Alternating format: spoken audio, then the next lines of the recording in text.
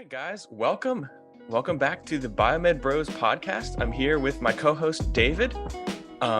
Today we're going to be talking about different tips and advice about studying in medical school. Before we get into it, I'd just like to thank everybody for the success that we had on our first episode. It was crazy. We didn't get like 1 million views or anything, but it went a lot better than we were anticipating. We thought we would have like 1 viewer, and we had quite a few and a lot of listens. So thank you guys for that. And we're really excited. So continue to listen. We're on Spotify, YouTube, and Google Podcasts. So check us out there. We're going to be putting out these episodes, whenever we find the free time to do so.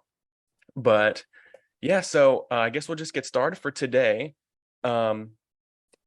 Talking about studying in medical school. So David, in your opinion, as of now, what is the meta? What is the meta for studying in medical school? Like, what are people doing?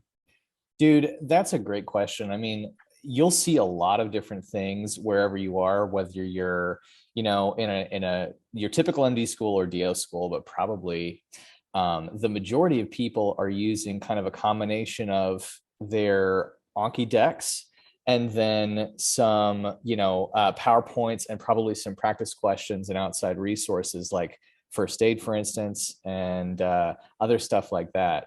You're going to see people doing a lot of different things, but it seems like the meta right now is for people to really heavily use Anki and spaced repetition software like that to be able to cram all this information into your head. So yeah, do you think that's pretty similar in your experience as well? Definitely accurate. And it depends on the people, but in terms of like the meta, Anki is way up there. RemNote is catching more popularity at my school as well. People use it. I talked to somebody yesterday who's like a huge Quizlet user. So any like flashcard and like spaced repetition thing, super meta right now. Yeah.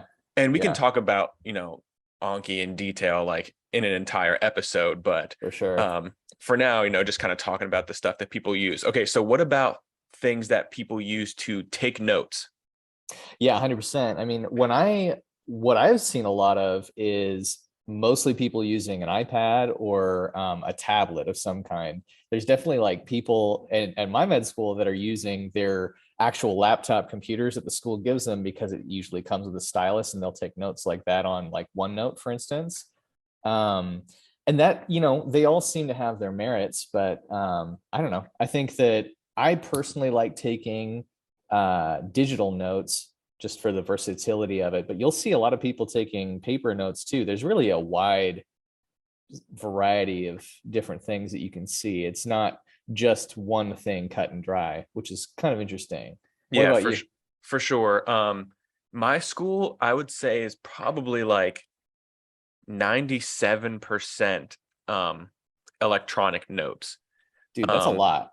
It's the vast majority. And, the reason is like, I took some paper notes like in college and stuff, and I like writing on paper, but in medical school, there's so many lectures and there's so many slides, like, the physical aspect of printing things every single day, it's a ton of paper.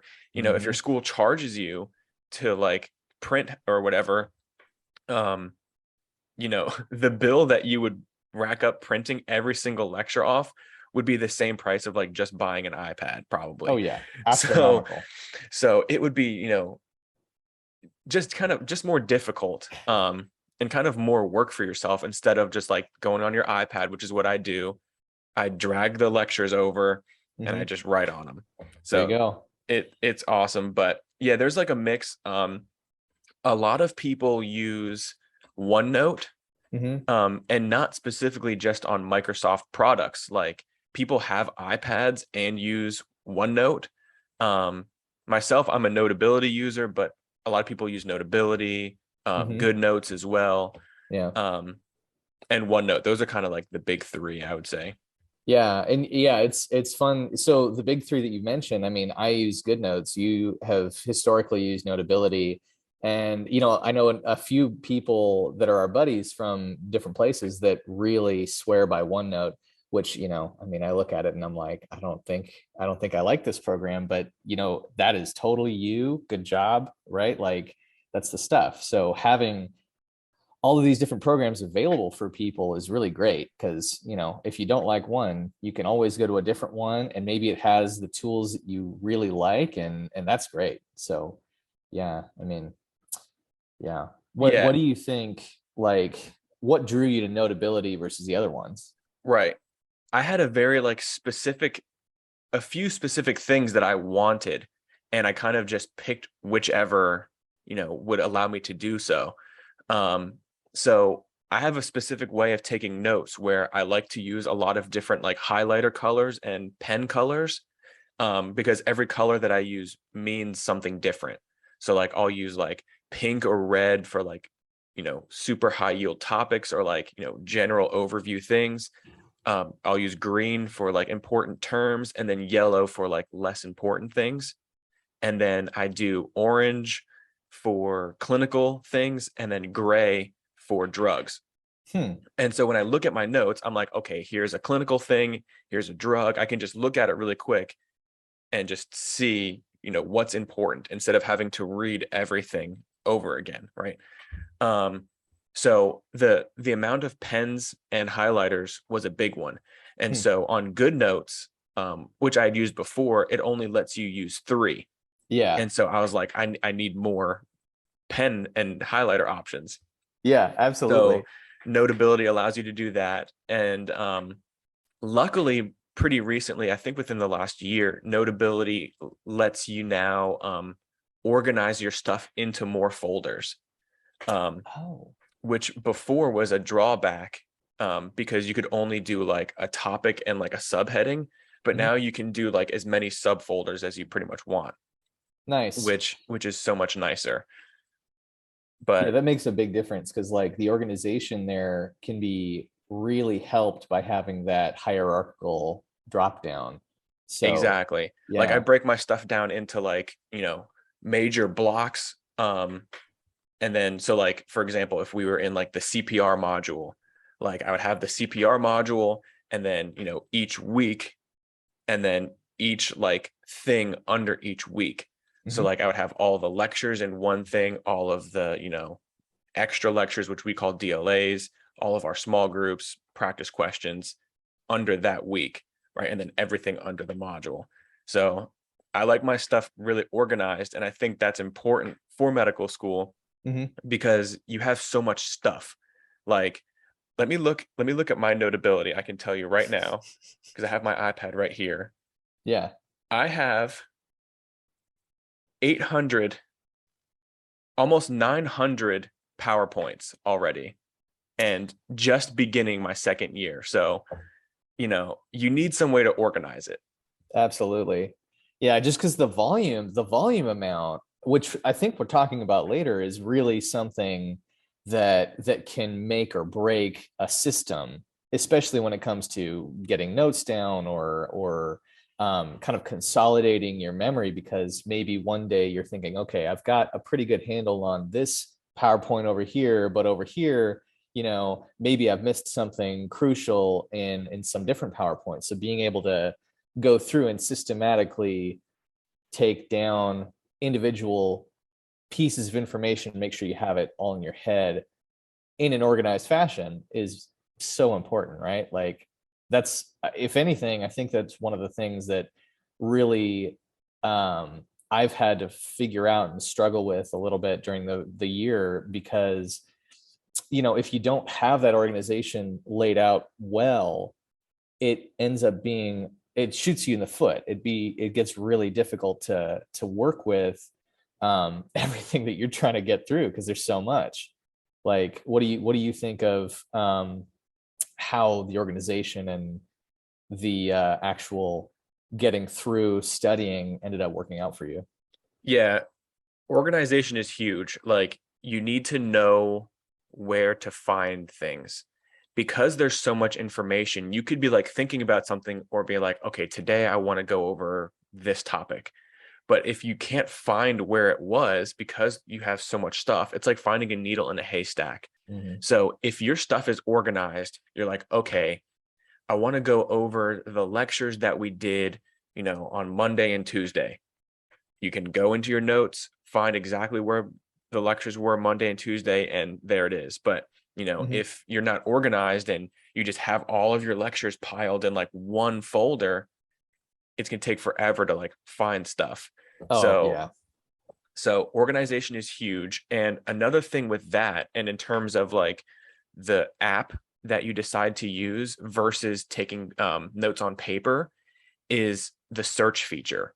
Hmm. I use the Oh search feature 100 times a day. Like if you're like thinking of a drug and you're like, oh, where did I need to know more about this drug. Go into the search feature, type the name in, enter, and the app will read through all of your notes and find every single time you wrote or it was in a PowerPoint somewhere. yeah. Paper, you can't do that. So you're flipping through and trying to find something specific and like reading and reading, but the search features and all of the I've used all three Mhm. apps that we were talking about, and all of the search features were good. But that's a huge one, in terms Yeah, of going against paper notes.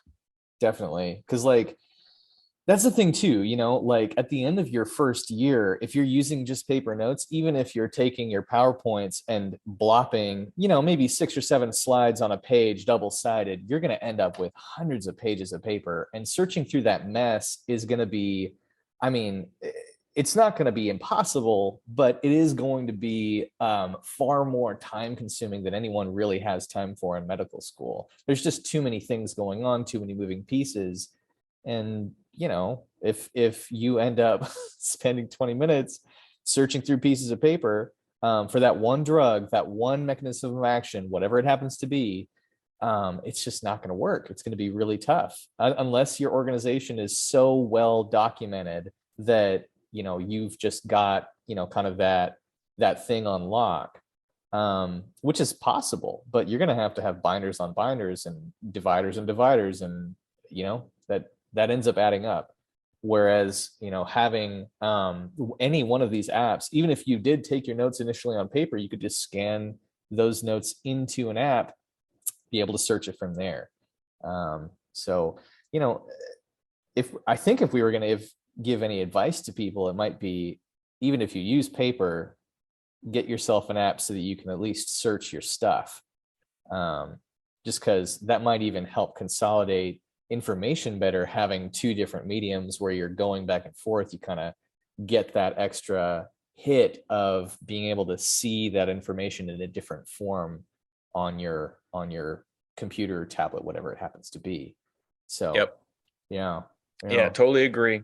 So I think to summarize that part, our biggest recommendation in terms of taking notes, iPad or like a Microsoft Surface or something, or anything that, even like a 2-in-1 laptop where you can use a stylus to write. So we're big electronic users. Yeah. Use an app.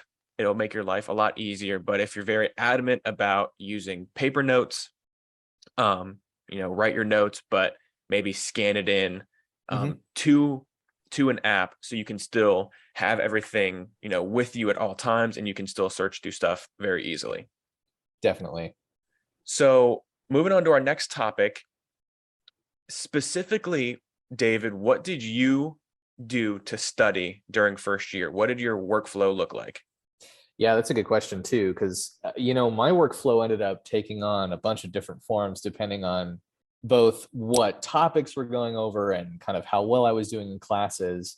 Um, and it ended up in kind of a different place than it started, because usually when we'd started medical school, we were in our kind of foundations of medicine class. I would really heavily use Anki. I'd really heavily use my note taking apps to kind of take down as much information as I could from the profs, instead of using the slides themselves and being able to kind of write on them, do that kind of stuff. So my day would look like okay, we're going to go in, we're going to sit down, listen to the lecture, take notes, and then go back and either make Anki cards from those notes or look through the On King deck. Shout out the On King, very cool. To be able to find whatever cards are associated with it, learn from that, and then go back and hopefully be ready for the test. That didn't work as well as I wanted it to. Ended up going through to kind of a more note oriented type study method where I'd kind of sit down with the lecture, recognize where, professors were highlighting key words or key phrases, just important information, and blocking that out using one of our apps just to be able to write those things in. And that ended up working pretty well. Those were the kinds of things that ended up happening. Now my workflow kind of is surrounding a framework that I make before class to kind of look at what the prof's going to go through, kind of generally see where our hierarchy is, and then go from there, sit in class, make sure that I really understand that hierarchy, and then test myself off of that framework that I've written down prior to class so that I can say, okay, I know this topic pretty well. I don't know this topic very well. Let's go review that, come back, test it again. If I can write out whatever's going on, we're golden, keep moving forward. Maybe if I need to, I'll make some kind of memory device to be able to do it, just recall whatever it is. And that's kind of the workflow. You start with a hierarchy, move down through until you're testing yourself in my workflow. What about you? Yeah, so I'm a big Anki user. Right now, what my workflow consists of is in the morning when I wake up, I do my Anki card reviews. So it's the stuff that was new yesterday. So I do my new cards, or I do the review cards in the morning, and then I have class at 8 a.m. And so I go to class and I look through the lectures that we're going to have, just kind of skim them and, highlight the big topics so I know kind of what to expect. I found in terms of like sitting in lecture, at least for me, like if I don't understand a topic, like I'm kind of just gone, right? And like Yeah. I can't ever like pull myself back. Like once I get lost, I'm just completely lost and I Mm-hmm. won't get anything from the lecture. So I found that pre-reading the lectures helps me to like, if I don't know something, oh, let me look it up really quick. So when it comes up, I know what they're talking about so I can continue to listen. You know what I mean? Mm-hmm. Mm-hmm. So I'll pre-read the lectures, sit in the lecture, and then right after class, I go through the lecture again. Yeah. So that's 3 times of looking at that lecture within, before lunchtime. Mm-hmm. Right after I post read the lectures, going back through them again, I open up my Anki and we have a school specific deck and I use the On King deck. And so I look through both of them and I find the associated topics and I'll turn those cards on. Mm-hmm. Once I turn them on, I immediately do them because I've, you know, done these lectures 3 times already at this point. I use the Anki, like you were saying, to test myself. Okay, what did I retain from the 3 times of just hearing this? So I do all of my Anki cards until it's completed. And then usually I'm done with Anki before lunchtime for me. Mm-hmm. After lunch, what I'll do, it depends on my schedule if I have like small groups or something to go to. But a lot of times now, because I'm kind of in like step prep, like second year um, step prep, I'll watch outside resource videos, boards Yeah. and beyond, online med ed, stuff like that. Um, a big difference for me studying in first year versus second year is that first year, if you watch outside resource videos, they give you a lot of information that you don't need Mm-hmm. yet. And so you have to kind of pick and choose what you want. So it's like, Yeah. okay, first 5 minutes correlates to me, but oh, when he's talking about all these drugs and pathology and stuff, I don't need to know that yet. Mm-hmm. Now coming into second year, it's like, crap, I need to know everything. Like Yeah. everything is fair game. So I found that those types of videos have been a lot more helpful Hmm. because everything is, relatable to what we're learning. Yeah. So right now we're in like micro and immunology and stuff like that. And so we need to know all the mechanisms, you need to know the drugs and you need to know the pathology. So those videos have been really helpful, but that's kind of what I'll watch during my second half of the day. Hmm. And what I do is I have my first aid book out. And so I go along while I watch the videos, I have first aid open, highlight the big topics in first aid, and add any additional notes. Okay. Um, so when I go back, again, it's just a big resource, like a big high yield resource that I have. So I can open it, flip to like the micro section, you know, find where all of the diseases are because I highlight first aid the same way that I highlight my notes when I take notes. Oh, So same thing in first aid, all of the diseases are orange, all of the drugs, all like, I don't have a gray highlighter, but I'll like circle in black. yeah. Um, so, that continuity of, coming over from your notes to first aid, I look at it the same way. Um, but yeah, so Anki, first aid, outside resources for first year students in especially like incoming. I would use outside resources in moderation again, Hmm. because especially and first aid as well, because you need to be able to pick and choose what information you do and don't need to know. Oh yeah. Yeah. I totally agree with you on that. Like 80 to 90% of the time, everything that you're seeing is what you're going to be tested on directly from your lecture. And if you're going to use outside resources, it probably would be helpful just to use them for, okay, I really didn't understand this topic when the prof was talking about it. I still don't get it when I'm looking at it while I'm at home or wherever you're studying.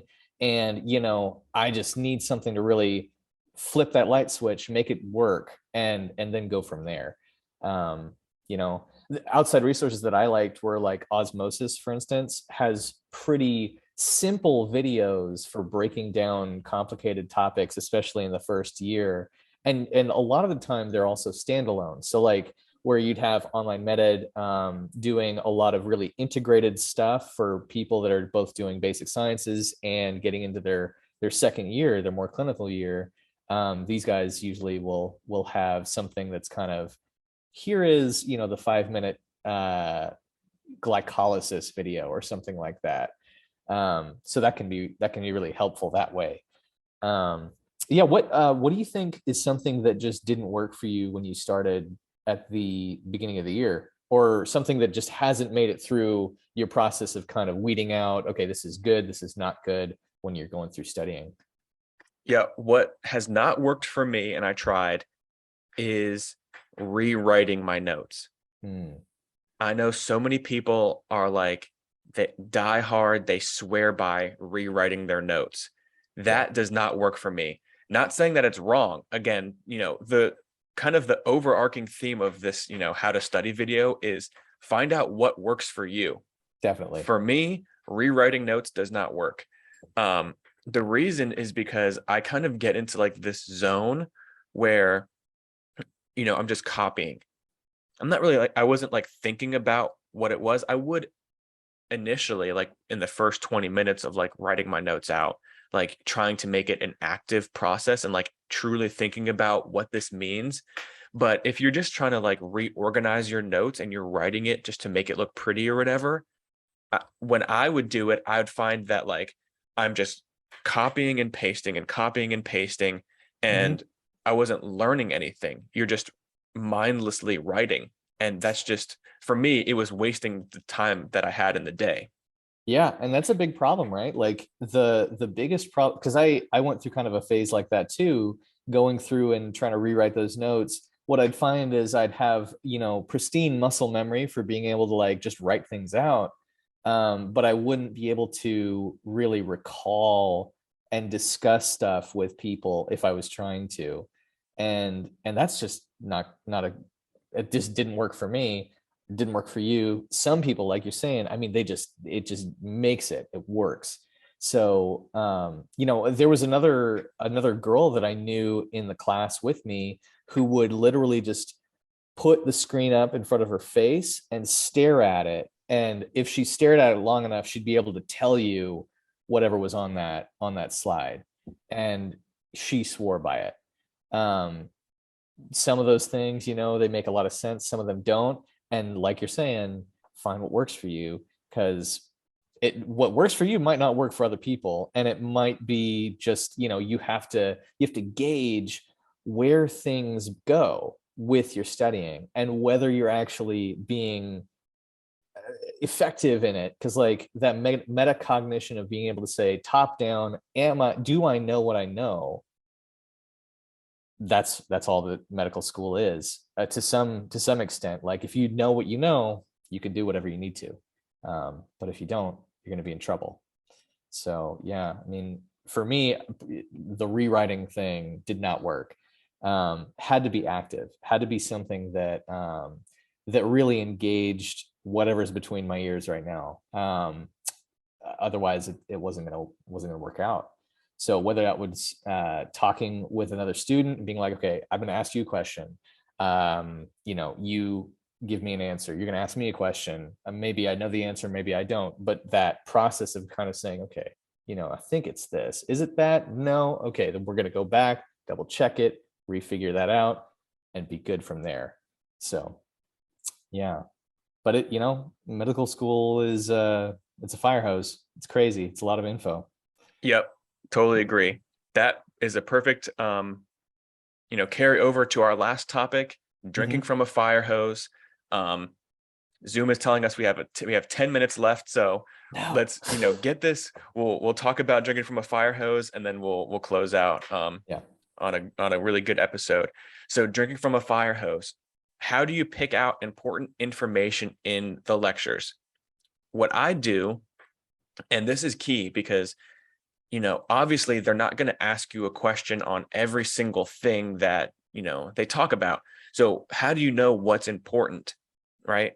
My advice would be listen to whatever the professor says multiple times, or listen if they're like, this is what I'm going to test you on. Like if they say that, 100 stars on it, right? Definitely. The other way to figure out what's important is, in my opinion, practice questions. My school is really good at giving us a lot of practice questions to do. And so if you're not sure what they're going to test you on, look at the practice questions, do some, and say, okay, here's what they're focusing on. Let me go back and relearn this stuff. So I can say, oh, okay, this didn't seem that important. I'm not going to worry about that so much. But this part over here, like, oh, if I memorize this chart, then I'll be able to, answer all the questions about such and such topic. So for me, practice questions are huge.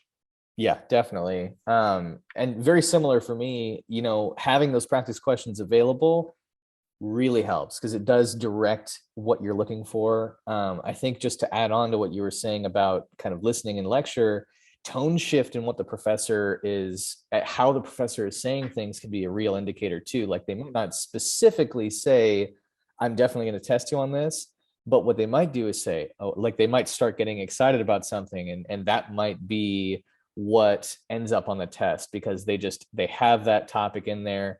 I remember one of my professors was really jazzed up about this thing that he called the carb flame, right? Which is, part of metabolism, but it ended up on the test, right? It just helps to pay attention to how profs are going through, how they're saying things.